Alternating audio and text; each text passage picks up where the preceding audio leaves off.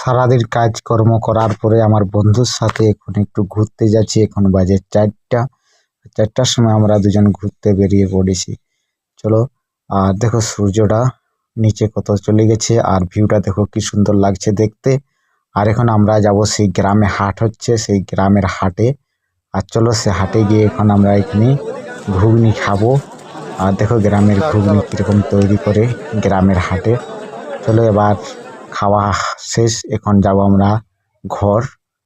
আর তোমরা আবার কালকে তোমাদের সাথে দেখা হচ্ছে।